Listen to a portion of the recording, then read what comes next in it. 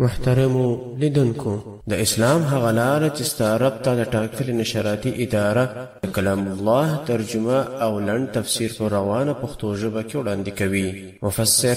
شيخ القرآن والحديث حضرت مولانا عبد الواحد واحدي دامت بركاتهم العالية. أعوذ بالله من الشيطان الرجيم. بسم الله الرحمن الرحيم. يا أيها الذين آمنوا إذا تداينتم بدين إلى أجل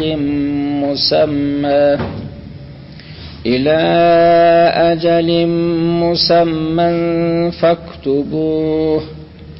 وليكتب بينكم كاتب بالعدل ولا يأب كاتب أن يكتب كما علمه الله فليكتب وليملل الذي عليه الحق وليتق الله ربه ولا يبخس منه شيئا فإن كان الذي عليه الحق سفيها أو ضعيفا أو لا يستطيع أن يمل هو فليملل وليه بالعدل صدق الله العلي العظيم. دا اوس متلو آیات چې ما تلاوت کړي د سورة البقره 202 آیات پر ندی دا درنمې لږه ساده ولې ډېر دی ګردنه بیانېږي په یو درس کې. رب چې د ما قبل سره څه دي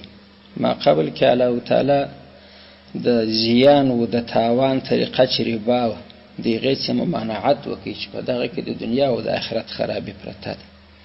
اوس په دغه آیات کریمه کې الله عز وجل و مؤمنانو ته خطاب کوي. هغه طریقه ورته ښیي چې دا هم د دنیا هم د آخرت د ګټې طریقه ده، هم په آخرت کې ګټوره، هم په دې دنیا کې مال په دغه طریقو خوندي کېږي ډېرېږي. زه به درته وښیم په سود نه ډېرېږي، دغسې قانوني بیوعې کوه اماله برکت پکښې کې اچي، هم به دې دماغ ارامي، هم به وسایه د آخرت دپاره. نو دا خیره به څه د ما قبله سره یو بیا د آیات کریمه خصوصیات هغه پرونی اخرنی آیات هغه زاړه داسې یادوم چې 201 آیات دغه خصوصیت ما درته ویلی و چې په څه چې قرآن کریم کې هغه د الف لام تر والناس د الحمدلله په شمول دغه اخرنی آیات دي. د حضرت عبد الله ابن عباس رضی الله تعالی عنه څخه روایت دي. هغه وایي دغه تر ټولو اخرنی خبره ده چې الله تعالی او انسانانو ته کړې ده. قرآن خدای الله خبرې دي، خدای د ټولو وروستۍ خبره ده چې د انسانیت سره سوي د قیامت پورې او څنګه ش اخري خبره د ټولو نارواو په باره کې الله عز وجل څه انسانانو توله ولوتقوا يوما ترجعون. ګوري قرآن خو ګرد نازل سو د قرآن ګرد احکام چې مناهی پکې دي هغه مکه که مأمورات پکې دي هغه وکه، مگر و په څه خاطر وکړه چې د هغه ورځې څه وبېلېږي، هغه ورځ چې در په یاد کې خپله به اوامر هم باره درته اسانه شي، د نواهیو څه به ځان ساتنه درته اسانه شي. نو د هغه آیات خصوصیت دغه دی که څوک څه پوښتنه وکړي ته د بل څه وکړي چې د الله تعالی اخرنۍ خبره چې په قرآن کې د انسان سره کړې ده تر هغه وروسته بله خبر نه در هغه کومه یوه د هغه دعوه ده. ورته هغه هم داسې یو دروند مضمون دی چې الله پاک القسم ما ته راځي بیا هر نفس پوره برخه ورکول کېږي، ظلم نور سره کول کېږي، که د نیکۍ و د نیکۍ پوره برخه در کول کېږي، او که د عذاب که الله مغفرت نه درته وکړي د عذاب یې پوره برخه در لره ورکول کېږي.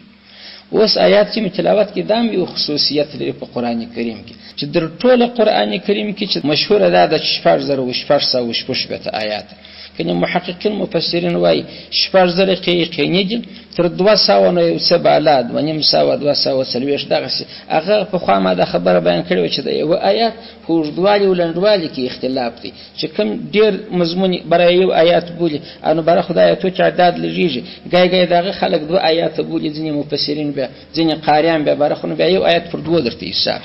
بهر از ما خبره ده چې دغه آیات د اوس ما تلاوت کې د دې خصوصیت ده دي چې په ګرد قرآن کریم کې د مثل نشته په چی شي کې په وژوالي کې دغه نه وژد بل آیات نشته او دوی پر دونه ډېرو احکامو مشتمل دي. احکامو کې نو مفسرینو فرق کړی دی، چا لږ بیان کړي دي، چا ډېر، خو د ده استنباط د معاملاتو په باره کې بیخي ډېر کول کېږي. اوس زه ترجمې ته د راځم دلته. یا ایها الذین سره شروع کېږي، بیا در پایه پورې په دې کې د معاملې په باره کې څه امور دي، لکه شاهدان درول، د مثال په تور لیکل یې په یو چا سره. دغه اوامر چې دي مفسرین رحمت الله علیهم وایي دا ارشادات دي. ارشادات لکه یو چا ته سړی نصیحت کوي چې ګټه دې وروره په دغه کې ده، ګټه دې په دغه کې ده. الله عز وجل بنده ته وایي چې زما بنده ګټه دې په دغه کې ده. دا واجب نه دي، مګر محققین مفسرین وایي بره وایه دا خو چې حالات نورمالي خود باره نه دي واجب. د مثال په تور ته پر یو چا باندې یو شی خرڅې په پوهېږي چې دا سړی دونه صفا یو لاس سړی دی، دا کې نوشته کې کنه کې نوشته درکوي، په هغه وخت کې دا حکم د استحباب دپاره دی چې مستحب دی چې ویې لیکه. او که سړی دغه رقم خدا ناترسه سړی په نظر درلی چې خپل پور بیا ځینې اخلي په خدای چې نفس چې ساته درولي نه مني، که دغسې سړی په هغه وخت کې دغه اوامر د وجوب دپاره دی، الله وایي خامخا یې ولیکي. ولی خو یا دی انکار کوي ګر سره، یا په اندازه کې 2000 به جوړ کړي بره به وایي 1000 دا رقم هم خلق سته، یا ګر سره مني نه زما خو ولاکه پیږي. دلته یو بارل پلان تیم پیسې او چې سره هم راوښوي بارل نو وس نو ما غواړم کال تیر سود با تیر سود لري بل ورځ بارل راوغشتې مال دغه سکستا پیاج دغه سلاستنګو تورز ما خپل ولاکه پیږي نو وس توایانو چې توایانو کله غس پیسې غواړي خرچانه لري خو در به کم حق جو زما نه پیږي والمال تشب فکر او بار درې ورځې بعد رالی بارل د درې شپې کې چای وي شو مسوار پر وکم مرتکشین سوچ ورلاکم اسمي زیان ته ناراضي والمال نو شي جانې کې زیان ته نه درځي کله خدای مې کړې اخو ما ته دغه آیات کړي ما عمل کړی وای بار به وز د زیان ته ورغلی وای دا خبر نو دغه چاته کسره کې پور کاوه نو د دې د بار دغه امر د وجوب د پاره چلاوي نوښته کې شاید پر ودره دا ګرته کې بارنه بیا دې ما سره کېږي استعمال ته نقصان بار نه رسیږي نو پرې بای مډره په دغه رقم د خپل مال سره احتیاط وکړه پالتو به نوښتي او به شاهد خلکو ته مور کوچ برج بیا سبا جنجالونه په خلوی کې ګوچ سره چولي ملا صاحب خو بار تاندار نه دي چې ورته راسي ایو وای ورکړي مې جبل وای نه جره کړم ملا صاحب دا خبره د تغییر کار دی اګه خط شیان نو خبر به پر واخلي خلک پر ټول کې چې دغه دی ورور استاد اس ختم سده شهیدانو د امسته دغه آیات اوامر پر دغه خبر ورکړه چې دا مطلقاً استحبابي احکام نه دي په هغه وخت کې مستحب دي چې وا مترس نه چا سړي به منکر شي وا مترس بیان واجب دي باید عمل په وکینو ترجمه ته به متوجه سي الله فرمای یا ایها الذين اغكسانو آمنو چې ایمان مو راوړی دی ایمان والا یاست د ایمان دعوه کوي اذا هغه وخت تداینتم چې تاسو د پور معامله کوي بدین په یو پور سره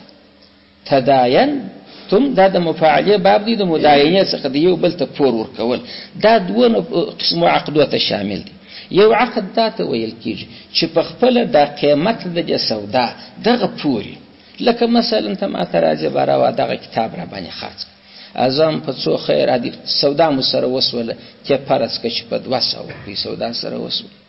وس بارته و 200 خو نه لرمه کتاب اوس راکه 200 روپۍ چې 2 میاشتې بعد درکو په دې ځکه کې ګوره دا کتاب نقد سو پیسې یې پورسوله دا یو طرز بیع د جائزه بل صورت یاد دی پیسې نقد دي شي نشته شي رانیسي دته بیا زموږ په دین کې سلام وای په لام سره عوام خلک یې سنم بولي سنم بت ته ویل کیږي دا سودا سنم نه ده سلام د سین لام میم سلام دغه دی چې د مثال په تور هغه مبيعه چې د مثال په تور رانیسي زی خرڅم هغه اوس په حال نسته هغه موجوده نه ده معدومه ده معدومه نو څه معنی ستا غنم پکار غنم ز اوس لرم بارته ته غنم خونه تخپل په پیژه چې اوغه د مثال په تور په هغه وختو کې په 50 روپۍ دي زبته ته د وست کیلو په 30 روپۍ درلاره درکم پیسې وسره دلته چې دی مبيعه په پورس ول پیسې نقد یې وسم درته واخسته مګر وکه نو تا څه ګټه وکړه ته پیسې ماته نقد راکړې زه چې تاسو غنم کوم دا باسي په 50 کیلو په هغه وخت کې خرڅیږي مګر د مثال په تور وسته ما دی په 30 ډالر درې حساب کې نو دغه سودا به سلام بوله سلام هم جائز دي مګر و دا شرط چې دا به ورسره لیکي چې کم غنم قسمونه لري د غنم صفات په معلومه اندازه به معلومه چې دغه نه قدر دي دغه رقم غنم دي یا د مثال په تور برانیسه د بری هغه مقدار به معلومه چې دغه نه کیلو ده او دغه رقم سپینه ده یا جاړه ده هغه د بری اقسام لري دغه صفات لازم دي او بل بنو هغه چې معلومه چې د مثال په تور دغه عمر بعد چې هغه شی ستا په لاس درځي کېدای شي په خبره تاسې پوهېږئ. او دغسې به نه ورته وایي چې د فلاني کلي هغې دا د فلاني کلي هغې کې یادولی چې د فلاني کلي غنم یا د مثال په طور د فلاني کمپنۍ بره وایي هغه دا نه دي چې خامخا به د هغه کلي نو که هغه کلي نه وکړه دا د کلي په لفظ ذکر کولو سره هغه صفت ماضي معلومه یعنې لکه د دغه کلي غنم خامخا دا نه ده چې د دغه به یي دا د کمپنۍ په ذکر کولو سره ماضي د عبرې صفت معلومه یي چې معنا دغه کمپنۍ بره معنا چې دغه رقم جوړ یي دغسې سپین یي دغه رقم خوږوالی برکه د هغې کمپنۍ نه هم پروا نه لري. کېدای شي په خبره تاسې پوهېږئ. نو په سلم کې چې کوم شی ته خرڅوې بل چا ته یې ورکوې وصف الحال نشته معدوم دی بیا کېږي هغه وخت چې کېږي نو مګر ونو کوم څو شیان پکښې کې ضروري دي نیټه بیا معلوم وي چې څو عمر بعد د نیټې څخه وروسته به د هغه صفات معلوم چې د کوم صفاتو خاوند دي دغه نه صفات به د دې شي ذکر کېږي چې اوس خو نشته چې باره هغه چې رانیسي هغه سړی دا رقم دی چې ورته ګوره د ډېرو صفاتو څخه چې سړی یو چاته د یو شي تعین وکړي باره هغه لکه لیدلی چې دا رقم شي. د مثال په طور یو سړی دی انځورګر دی انځورګر معنا دا تصویرونه چې کاږي ته ورته وایه د مثال په طور چې دغسې زما یو انډیوال دی یاره قد درمیانه دی نو پزه یې د جګه پزه وه سترګې یې غټې سترګې وې رنګ یې د سپین و یا تور و دا شیان چې ورته وایه دی چې کلم کشکې دغسې وکړي چې واده لیدلی دی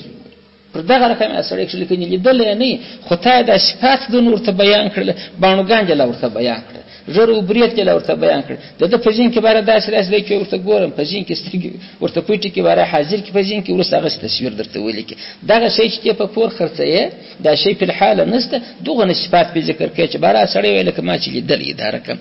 خلاص ما د خبرې ستاسې په ذهن کې رالی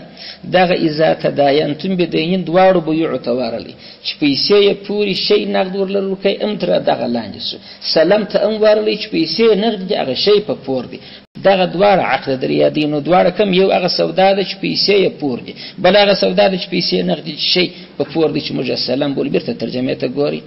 اذا هغه وخت تداینتم چې تاسې د پور سودا کوئ بدینین په یو پور سره نو بارانو پور څوک دی یا یې دغه قیمت پور دی یا یې دا جنس پور دی دا تاسې کوئ الی اجل مسما په دغه اجل مسما کې هغه د هغه شرط در وښه چې اجل به خامخا معلوم اجل نیټې ته وایي تاریخ ته وایي دا چې څومره واټن ته ورکړي دا به مسما معنا معلومدار ورته ووایه 2 میاشتې د فلانۍ میاشتې د مثال په طور 15 تاریخ اجل به دغسې مسمای دغسې اجل بیا نسی کېږي په هدایه شریفه کې خو دا مسلې په تفصیل راځي یاره ته ماته د مثال په طور دا پور راکړه تر څه وخته پورې باره وایه یاره چې لونه لویږي تر هغه وخته پورې لونه خو که کال خو نه کو ناوخته لویږي که کال ګرم و وختي لویږي نو دا خو دستي جنجال سره راځي جنگ سره جوړیږي داسې پوچ پاش پکښې کې راځي که دغسې پښتنو معامله نو الله پاک تاریخ معلوم کی تاریخ وایي چې د فلانۍ میاشتې فلانۍ تاریخ برابر د یوې خواته مخ نسي غړولی نو د اجل مسما ترجمه تاسې زده کړه چې تاسې یو د پور معامله کوئ یو پور د پور یا هغه یا هغه پور الی اجل مسما تر یو معلوم نیټې و تاریخه پورې فاکتبوه هغه امر دغه ځای دی یو حکم خو دغه ام دا پور ولیکه چې دغه اندازه دی ام هغه نیټه ولیکه ام هغه صفات ولیکه چې دغه شی دی ما پر د باندې دی دا براکي دغه د فاکتبوه امر چې دی ماول مفسرین رحمت الله علیهم وایي دا د استحباب دپاره دی که سړي دغه سپری چا باندې شی خرڅ کوي ونه لیکي نه ګناهکاره کېږي کېدای شي په خبره پوهېږي مګر موږ که په دغسې ځای کې چا سړی سم برابر سړی نو هلته د وجوب دپاره دی که یې نه ولیکي ته ګناهکار یې ولې نه لیکې سبا به را جنجال دی د خدای مخلوق چې په ولاړې درولی نو فاکتبوه دا ولیکي پسې دوم امر پسې کوي ولیکتب ودې لیکي بینکم ستاسې په مابینځ کې کاتبون دا لیکونکي بالعدل په انصاف سره دوم حکم یې کاتب ته وکړي کاتب ته وایي نو په انصاف یې ولیکه ګای هغه چې تا ته قرارداد درلیکي پر دغه باندې دا یو ګران دا یو سړی بارانو په دا قرارداد کې داسې قیدونه ذکر کوي چې بل سبا پر نفس باندې راوړي دی د دې سره ورضا کوي الله وایي کاتب دې خپل د ایماندارۍ څه کار واخلي دا یو دې ورور دا بل اجنبي په دغه وخت به دی د ځان د ګورده څخه بېګانه وتراشي خپل عدالت په کار واچي چې څه رقم د ده زده دی د دواړو حقوق دې مراعات کړي کاتب دې جازبازي نه کوي کېدای شي په خبره پوهېږي کاتب څوک دی چې د عقد لیکي ولیکتب نوشته دې وکړي بینکم په مابینځ کې ستاسې څوک کاتبون هغه لیکونکی دا چې لیکل کوي د دې قرارداد هغه دې نوشته وکړي بالعدل په انصاف سره د انصاف دې کار واخلي یوه پله دې در بل نه خوږي په خپل کلمه باندې کلام خو د ده په لاس کې دی دا کار دې نه کوي نو دویمې ټوټې ته رالو د آیات کریمه ولا یأبه کاتبون دغه ځای څه چې ونسي د لیکي در پای پر فلیکتب دا دغه ولیکه کده دا بیا بل جز دی دوم جز د آیات په دې کې دغه رقم دوه حکم اول حکم وکاتب تعالی ولا یأبه منع جنکی انکار جنکی کاتبون هغه کاتب ولیکونکی ان د خبر څه یکتب چې نوښته وي تور لراورسي چې زموږ دا سودا ده دار نوښته که ځکه چې زنه اخلاص د منع جنکی خو اوس وخت نه لري بل وخت وروشي چې پر دغه ټیم نو راسي بره به خلاصم شیطان بم در سره راولي بره به خطر ولیکم دا استحباب امر دی په دغه ځای کې نو پر دغه ترک نه د خلکو پر چا ملتسته د پلاتن خاور مقرر نه خو نه دی خلاص دی نیک دی بس د انصاف کار واخلي بره به راوي کاغذ راو کما علمه دوم حکم دغه دی کما علمه لکه څنګه چې شو وجه ده هو دا کاتب دی الله اعلی پاک تعالی د څنګه شوونه کړی ده کوم استعداد اعلی پاک ته تور کړی دی فل یكتب دی جن وشته کې هغه رقم نو خو الله ته دا کمال در کړی دی بلکې نه دی ور کړی اچ نه در کړی نو علاوه پر هغه رقم نه وشته کله هغه ته چې معلومات ست عدل انصاف ته لاس مور کو سمي ولیکم نو دوی خبرې شوی یو دادی کاتب به منع نه کوي نوښته بکوي او بل چې دا نوښته کوي هغه به پر سره کوي لکه الله پاک چې ودته شوولې ده دوه حکم دل تراله دا د کاتب په باره کې او خدای متعاقدین په باره کې چې هغه عقد وکاو چې الله ور نوښته وکي اندازه او هغه وخت معلوم کړي د پور اندازه به معلوم وي هغه خو مخکې تیر شوی دی دریم جست راځم وليملل الذي عليه الحق وليملل املا دی وکي املا چې د اصلي طالبانو تاسو بجې ته متوجه سي املا اصلي دغه ته ویل کیږي چې د یاد یو سړی ګډي بل څه کاغذ کلام ورڅخه لیکي لکه ابو یوسف رحمت الله علیه امالی په دا کتابو کې مشهور دی د فقه یو حکم چې ذکر شوی چې بابا دا په کوم ځای کې راغلی بارغه کتابو کې نور نه برای د ابو یوسف رحمه الله په امالی وکړي امالی هغه وی چې امام ابو حنیفه رحمه الله هغه به د مثال په تور یا ناس د یاد به شیان ویل شاګردانو ته مشوانی ورڅخه وي ابو حنیفه ته ویل ابو حنیفه وای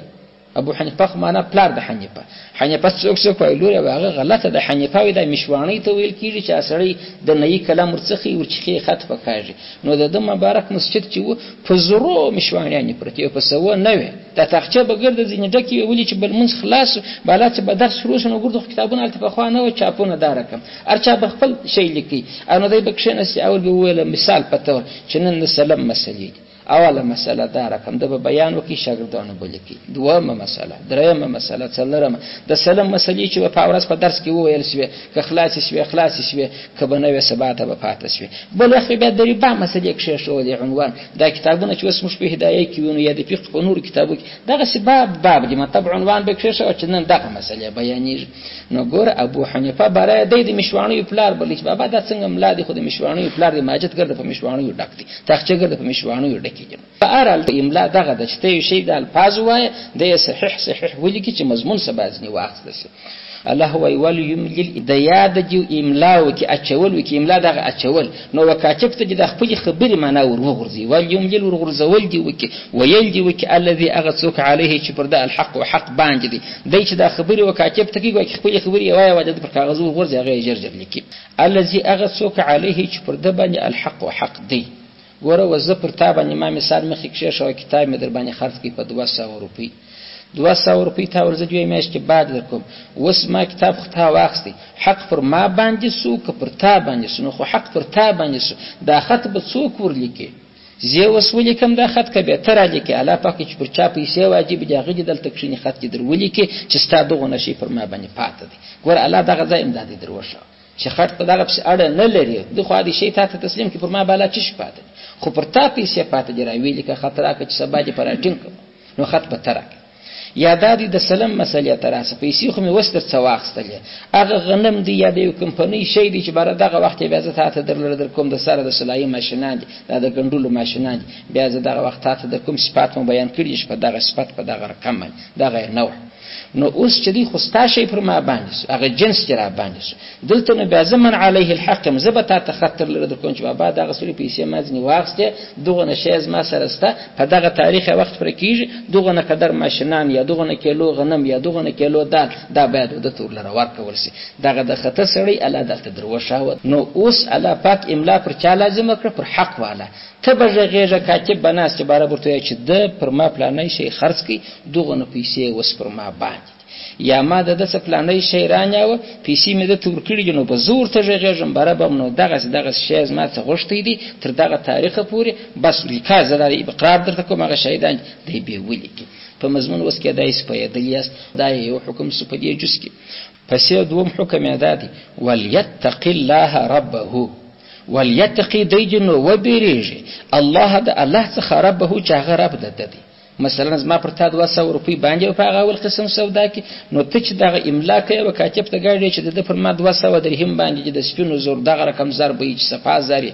دی په دغه بیان کې د الله څخه وبيريجي خیانت کې نه پکښې کوي 200 درهم د دراهم خو نو برابر هغه کښنی لري د سپینو زور ده برابر قرار ته کښنی قسم مریاد کې ابل سړی خماجه هغه تعداد ته ګوري چې 200 مګر خدا 200 درهم چې د نور 200 درهم سره وته د خدای در اندازه فرق دی دغه نه قدر چې برابر سړی په مثال په تور په حق سوزه کیږي نو هغه معنی به ته کوله کشل درهم چې ځنی کم کینو مطلب په دا وینا کې چې د حق پر باندې دی به صفه بیان کی یا زه بیان کوم چې د پر ما باندې دغه کیلو غنم پاتې چې سلام دغه میاشت وخت پر کېږي ورکوم په غنمو کې دا صفات بیان کوم چې هغه صفات والا غنم تباره نه کوي چې ما دا غس د سره نیولې د خدای بنده نو ما چې تاسو په 40 اخ شریف 50 په هغه وخت خرڅیر دا ستا غنم خو سپیشل څوک نه کیدا چې شراک په دغه صفات کې چې کاتب لیکي دی به د الله سبحانه الله به حاضر او ناظر غني چې څنګه عقد سره کړی دی هغه بیان جوړ لره وکي دا دوم حکم وليتقي ودي بیریږي څوک دغه سړی چې د حق پر باندې دی چې دا اوس املا کوي دی وابل ته اختری خبري ورته کوي الله د الله څخه دی وبېږي چې د معبود دی ربه د رب څخه دی وبېږي چې هغه د متصرف دی پالون کوي و دغه ځای ته وایي که سړی متوجي چې الله رب دواړه د یو ذات نه باندې الله یې امبول رب امبول نو دوه ورځې یو ذات په دوه نومو دی ولې ذکر کوي دغه د پاره چې دا سړی چې بیان کوي چې شو وبېږي چې ګوره دا الله هم دی معبود دی هم دی رب دی هم دی نو صفه سمدم بیان وکړه الله خو در باندې شاهد دی ستاره پر تا شاهد هغه ستا خبري اوري غلطي مکونه په دغه د دوه نومو باندې الله ور ذکر کوي چې ته د الله ستاره دی هغه څخه وبېږي دریم ولا يبخس منه شيئا ولا يبخس دی جن کمي دا چې وس گویا د بل تشرو دی غیر لیکي منه د حق څخه شيئا هیڅ چې زما پر تاغ پیسې باندې شي بنه کمي واکا چې ته بسمه د املا کې سم بغیر چې دی ولیکي کما وای مچ په دې کې بل برته دروازه کم شي ورته وای او یا کستا پر ما باندې هغه جنس باندې دی پاغه کې به ز کمبوت نه راولم نه به کمبوت د هغه د ذات د مقدار کوم چې مثلا 100 کیلو د زبره 90 کیلو یادوم نه به د صفات کمبوت کوم چې صفات ما او تا کوم ذکر کړی وو تر د بدل ور ورکم تغیر ور ورکم را په وخت کې به کمبوت نه کوي ولا يبخس کمبود جن کوي څوک دا څوک چې حق پر باندې دی چې املا کوي من هو د حق څخه شيئا يوزر قدر تغیر بنو کی سم بغیر چې سره د قرارداد ولیکي پس فرمای فان كان الذي عليه الحق فان كان هو الذي اغثوك عليه چې پر د باندې الحق او حق باندې دی ما چې پر تا کتاب خرڅ کړی په هغه صورت کې خو ما حق در باندې کته ما څنګه نم رانیولې د سلام په معاملې کې دم خو ستا پر ما حق باندې دا سړی دریا دی وای په ان کان کو الذي غسوک عليه چې پر د الحق او حق باندې دی سفيها د سپک عقل او سفه و د خفت ویل کیږي ورمجنوي و د به عقل ته په عربي کې سفيه ویل کیږي یو خو صفی دی فصوات سره صفی الله انا د الله تعالی هغه برګزیده بنده ده الله خوش بنده یو په سیندی صفی الله صفیح صفه د اسبقوالی ته ویل کیږي نو مدرسو کې په مش طالبانو چې کفه به مصری الله وکبه د لکنم صفی الله وي مجبور فل صفیه الله معنی د الله بیا دلته د صفه ما درشو صفه خفت ته ویل کیږي اسبقوالی ته نو الله پاکه کداغه سره چې د حق اوس پر باندې دی د عقل سره سپکت عقل نو څنګه سپکتی څه پسوي یا دا رقم سفيه دی چې د مثال په تور هغه د خلکو پر چم چورلټ لیولای دي سم ده نو دام سفيه دی عقل کم دی چې عقل ترازو ته واچو خو نه کوي ور په ارزي چې وی کړه غي وکړه دغه سړی مالدار دی په بدل یو نه مالدار دی نو اوس ته باور ولې ته وراسه ودا کاتب تکشنه دا بیان ورته وکړي چې ما پر تاسو باندې دي یا راسه کښنه چې ما کړی زه به بیان وکم نو لیونی خو راکې به څه وکړي خو واخ نه سکواله دا یو طرز بل بیا معته دی مجه پاگل بولو په عربي معته ورته وای معته بیا دغه دی یو غړی سم د مخته دي سم خبرې کې بل پلا درغه سم لیونی زی مړی بتاس اذانو بره پاگل دی نو که دغه پاگل د خم سم بیان نس کوي وي خدای لم بدی په یو غړي کې دای سم خبرې کې سړی کې چې مين لیکي یا خو شهر سړی دی بل غړی چې ورته وګره بره بسړی وای درې خو بودا بیا دی غوي پر بیا دی دا وسه بلادین سپه و دغه دوه ته شامل دي دا یا او ضعیفا یا دی ضعیف دی. ضعیف بیا څه معنا دام دوه نفره تر لاندې سول، هغه بیا یو هغه دی چې کوچنی دی خواره کوي،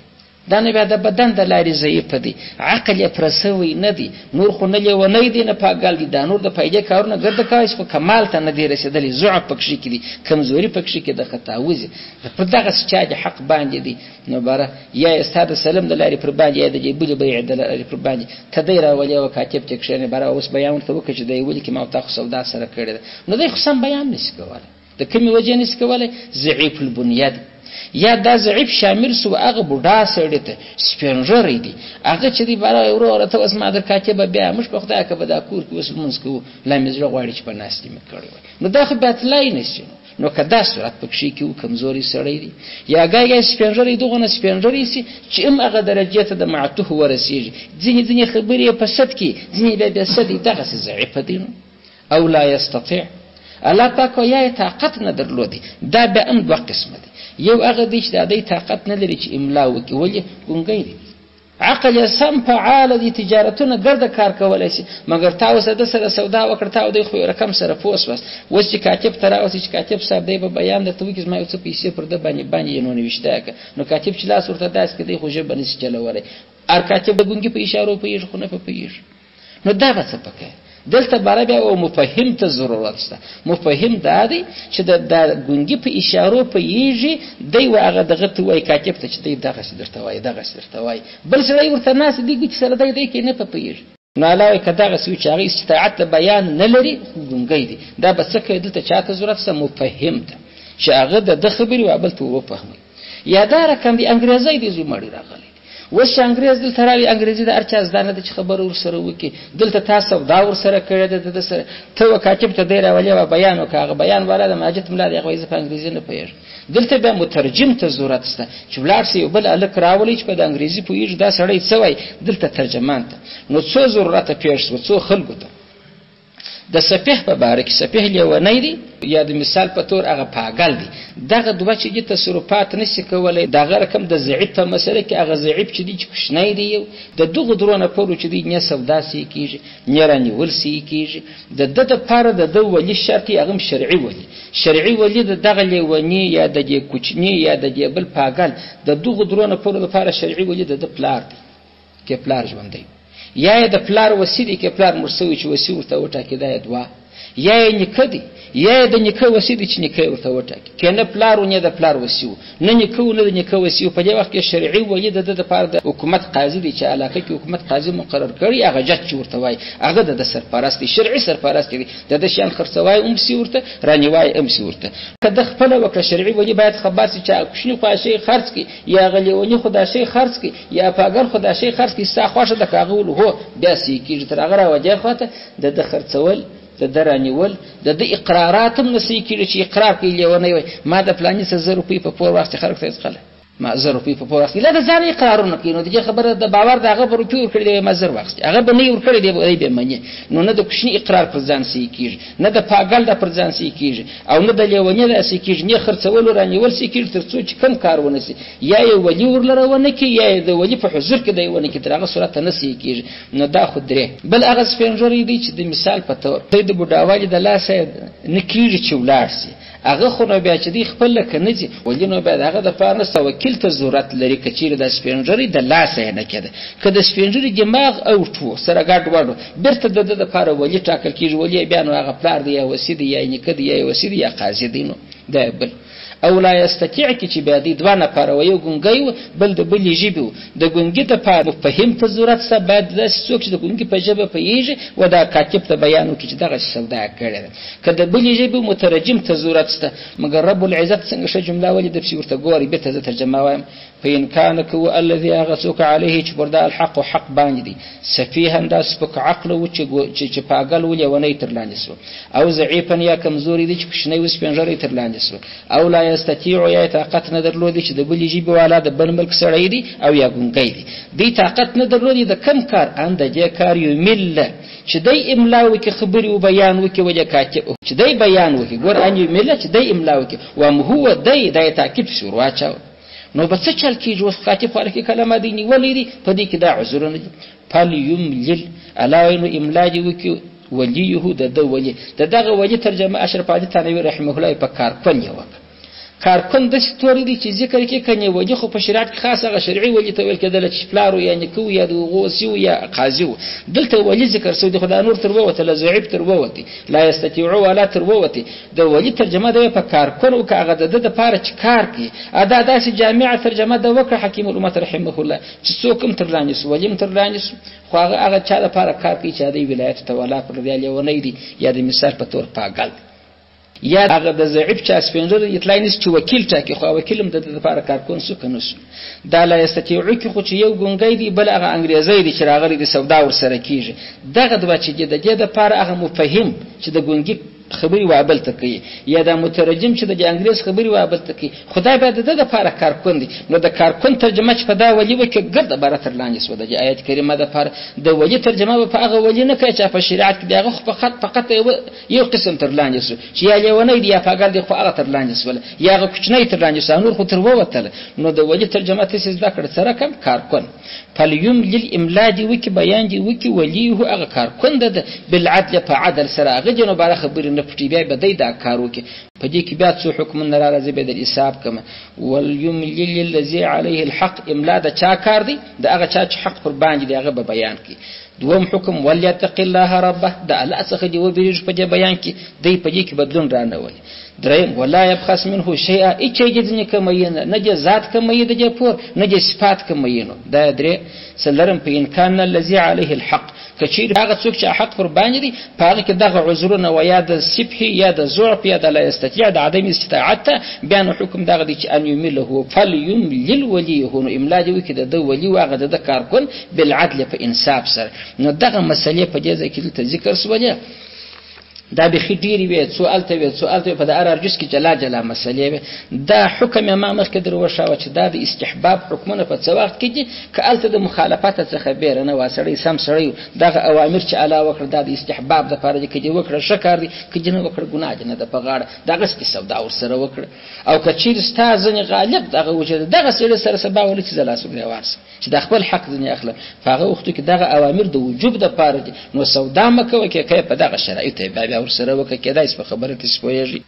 نو دلته چې مالی حکم په کښکستا یو دغه شی چې دا کاتب باندې دغه نوښته واجب او فرض نه د استحبابي حکم دی ک کاتب کلام ته کوي چې زه د خلکو د پاره ولا کدونه فارغ یم نن دا غلی دا خطر نوښته کسبه دا غلی زه خپل کلمانه د څغواړم هغه نوښته کوونکې کلمانه غواړي معنا زما د کلام یو مزدوري چې زه ناستم وخت مستاده لپاره محبوس کی دا چا وخت قیمتي دی په نن زمانه کې خو به خید د کو خبره ده ورته وای چې تا خط زه در لیکم په 2 روپۍ الته کچاري ته چې ورسې خلک ناس تلتي لیکي بس دا قراردادونه پیسې ځنی غواړي نو دغه پیسې برای به د حق دي شرعاً څوک نه چورته په قران شریف کې ملا صاحب ویلو ولدی املا ورته وکي منع جنه کې چنه وسنه کې ګناکار هغه به حکم خو استحبابي دي نو زه خو ما یا لرم زه خو کار لرم زه در لیکم پیسې غواړم پیسې د شریع حق بلل کیږي د تروا د جایزه ده چې وی خورینو پر دغه رقم چې تاسو دا د یو چا سره کې قرارداد ولیکي به عمل ځای کیږي فقط د بم د سات پوری شهیدان د مسله خلا بیا راځي پر واستشهدوا شهیدین ادم رسول سبق ودرا واخر دعوانا الحمد لله رب العالمين